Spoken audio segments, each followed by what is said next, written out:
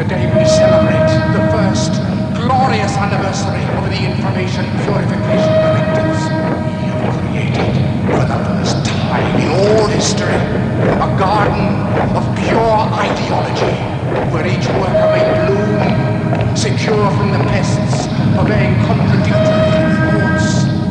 Our unification of thoughts is more powerful a weapon than any fleet or army on earth. We are one people, with one will, one resolve, one cause. Our enemies shall talk themselves to death, and we will bury them with their own confusion. We shall prevail. On January 24th, Apple Computer will introduce Macintosh. And you'll see why 1984 won't be like 1984.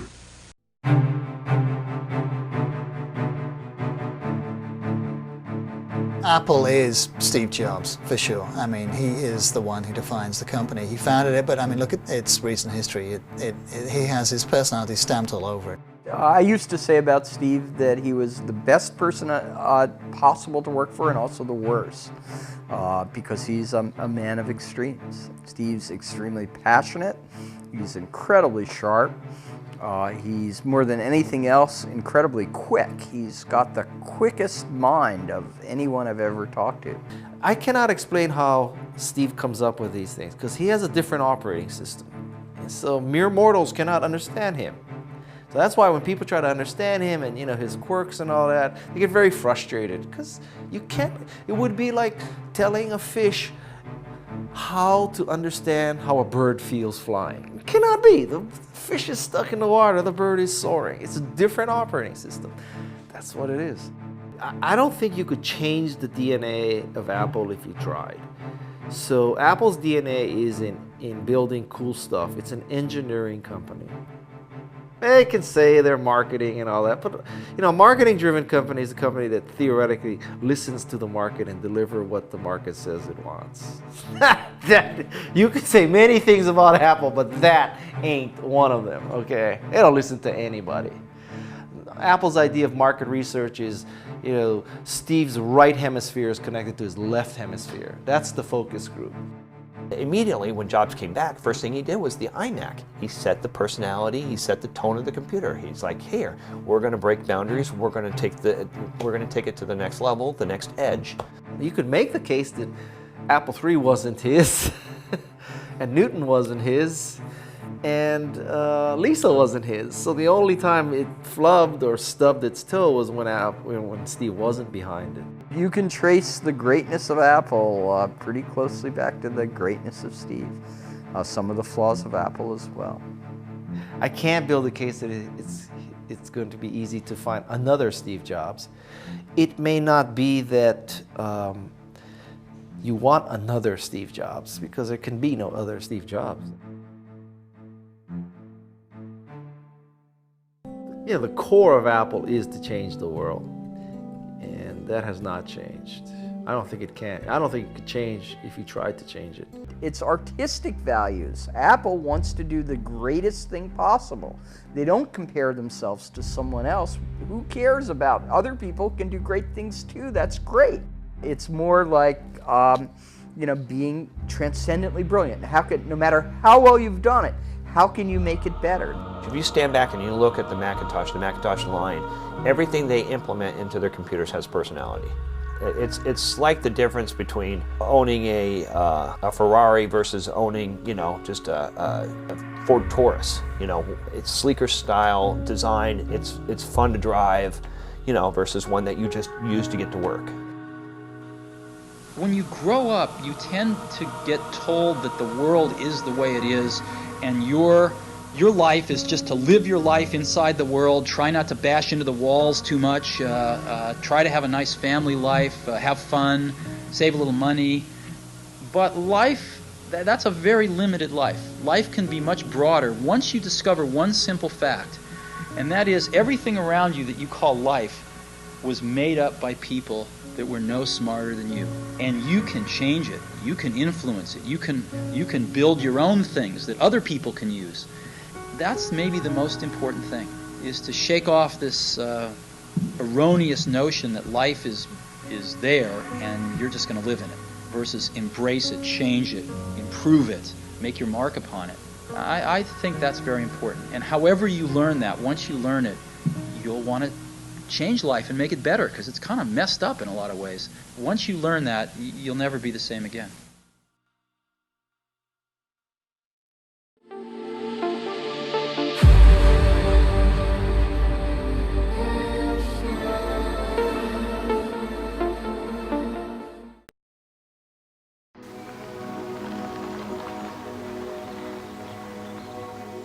Art is about the making of something that serves a purpose other than immediately practical. To me, I think the making, the craft skill is critical. It can't be just conceptual. Art is about objects, artifacts, and the making of them is critical. It was just fabulous good fortune that when the music industry itself was changing, I started working in it, and that was great. And I think, for me, what was fascinating about it is that, you know, when you make a gift of music, that 12-inch album was a fantastic gift. A download isn't really a gift, and a ticket to a concert may be a wonderful gift, but it's ephemeral. You know, a lasting gift of music is the vinyl. And if you add in art to that equation, it makes for that much better a gift. And I was fascinated and enthralled with that process. Both music and art are gift cultures. That doesn't mean they're free, but it means that, you know, even if you spend a lot of money on it, it makes a great gift. And that was at its beginnings when I started. It became a sort of crescendo of creative effort for all concerned. And the musicians were frantically thinking about recreating alternative worlds. And to be part of that creative process was lovely. It was great fun, and I think it was inspirational to a lot of people, you know, the music and the art, and wow, this is great. At the end of my last term at college, I was asked if I would design the interior of Ronnie Scott's Jazz Club. That was my first introduction to the music industry. I was designing Ronnie Scott's Jazz Club, and I started showing them pictures in my sketchbook, and they stopped at one particular picture and said, "Oh, can we use that for an album cover?" And that was a cover for a band called Gun, and the album was called Race with the Devil. So that was my first album cover. Phil Carson was the head of Atlantic, and he said, "Oh, I love your work. I'd love you to do something for us, but we only have two bands." And that was Led Zeppelin and Yes. And he said, "I'll call you when they next need a cover," which he did. And it was Yes. The first thing I did for them when it came to graphics was to make the lettering on the cover look like a late 19th century illustrated and decorated book. So that was how the first Yes logo came about. After the album came out, I thought that the logo and the lettering was too project specific, and I thought it would be good to design them a logo that could be used always. And I did the series of doodles on a train journey that became the Yes logo. The question I always get asked, the most common question, I'd say, whenever I do a talk, everyone at some point says, "Where do you get your ideas from?" The best way to work is study, fill your mind with great thoughts, read books, look at things, get rid of the thinking so that the ideas can flow. The real enemy of creativity is anxiety about your work. You have to learn to care, but not to worry, and then the ideas will do their job for you.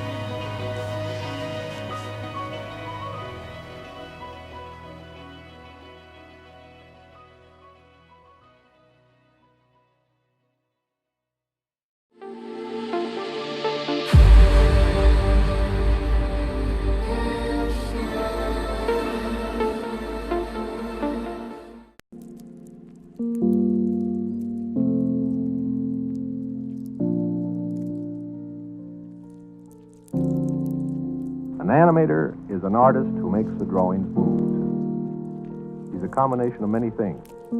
He has to be a real student of art. He has to be a clever draftsman. Then he must have the soul of an actor and the understanding of a director.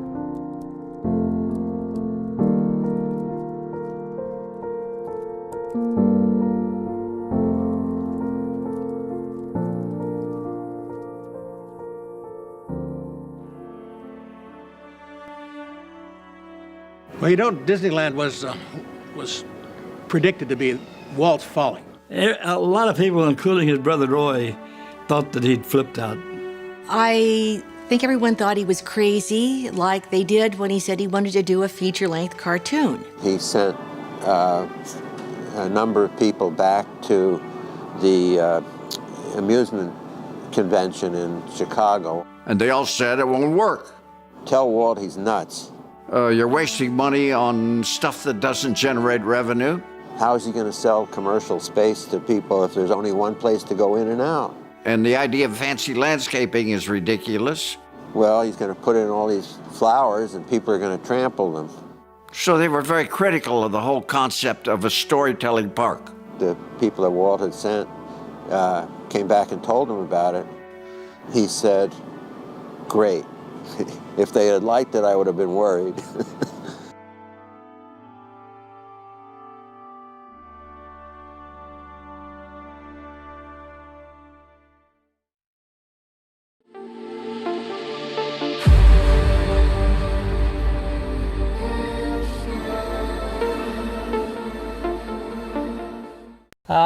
The thing about, we never really thought about Phil for lots of reasons. One was we weren't sure his voice could cope with the range that we required. But most important of all, I didn't think he'd want to do it because it changes your life, and we knew that. The one thing he wasn't was pushing for it. I didn't feel that, you know what I mean? I think the doubts we had, he had the same doubts too, you know what I mean? And his voice was always, at that time, quite pure. And as Tony said, we weren't sure he could find that kind of rough edge that Peter had in some of the songs needed. As it turned out, within a couple of years, hammering around the world, he soon got it, didn't he? He did indeed, yeah. And a very good sort of rough edge too. I remember the first gig very well, actually, because I remember looking up your playing. Where was it? It was London, Ontario, wasn't it? Yeah, that's it. At least that's what I've read. No, I was playing, you were playing, I was so used to looking up and seeing Pete, and I was playing, looking up and see Phil, and for a start, as you know, he's a lot shorter. and he was wearing, I think he was wearing sort of a Hawaiian shirt or something, wasn't it? It's my memory anyhow. And it just looked very unlikely, and I thought the first song I thought, oh God, this is weird, I don't know about this at all. And I could just see the way, when he was talking to the audience, the way they responded, and they, when they laughed at his jokes, they kind of laughed with a kind of warmth. And I felt, what I realised at that point was the audience really wanted to like him. I remember seeing Phil after the first song, and he had a little bit of paper with his, what he was going to say, or outline on a bit of paper, and I saw his hand, right? And the white paper was shaking like this, for the first introduction. And then by the time the second one came, or the third one came, it kind of, his hand steadied. So I thought, we're going to be okay then.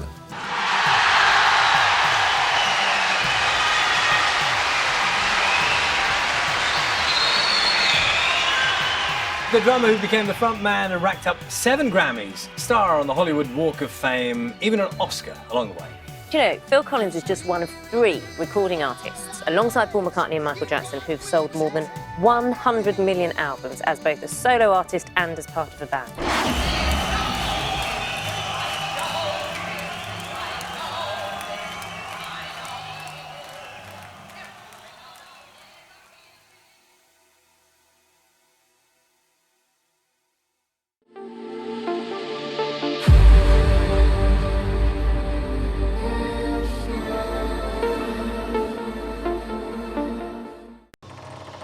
They said, what do you do? Why do you do this? And I don't know where it came from, but I sort of turned to the journalist in a flip kind of way. I said, I dream for a living. Years later, I realized, well, that's exactly what I do. I dream for a living. This is what I've done all my life. This is what I wanted to do with my life.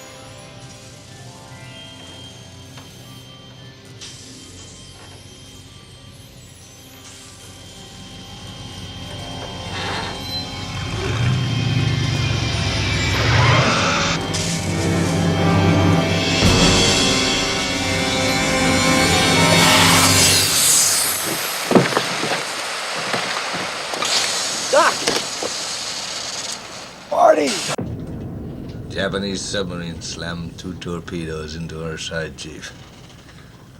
He was coming back from the island of Tinian to Leyte. Just delivered the bomb, the Hiroshima bomb. 1,100 men went into the water. Vessel went down in 12 minutes. Didn't see the first shark for about half an hour. Tiger, 13-footer. You know that when you're in the water, Chief? You tell by looking from the dorsal to the tail. What we didn't know was our bomb mission had been so secret, no distress signal had been sent.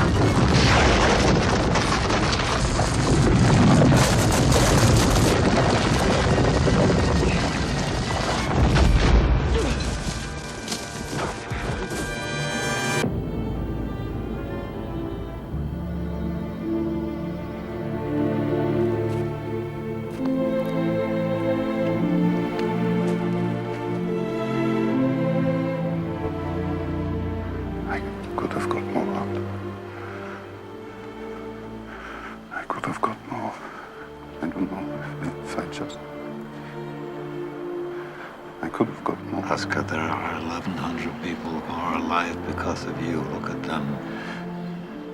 If I'd made more money.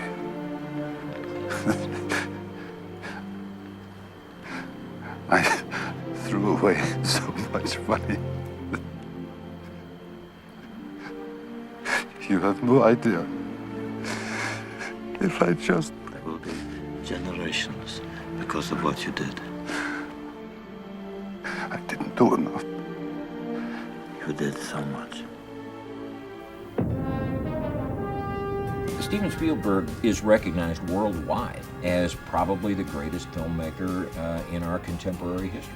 Stephen Allen Spielberg was born on December 18, 1946, in Cincinnati, Ohio.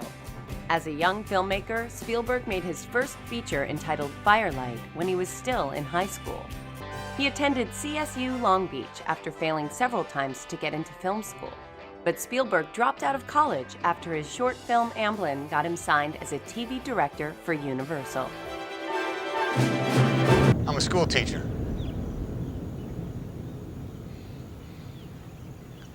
I teach English composition. This little town called Abley, Pennsylvania. The last 11 years, I've been at Thomas Alva Edison High School. I was a coach of the baseball team in the springtime. Be doggone. Back home, and I tell people what I do for a living, and they think, well, that figures. But over here, it's a big mystery. So I guess I've changed some. Sometimes I wonder if I've changed so much, my wife is even going to recognize me whenever it is I get back to her. And how I'll ever be able to tell her about days like today. Ryan, I don't know anything about Ryan. I don't care. Man means nothing to me. It's just a name. But if, you know, if going to Ramel and finding him so he can go home, if that earns me the right to get back to my wife, well, then that's my mission.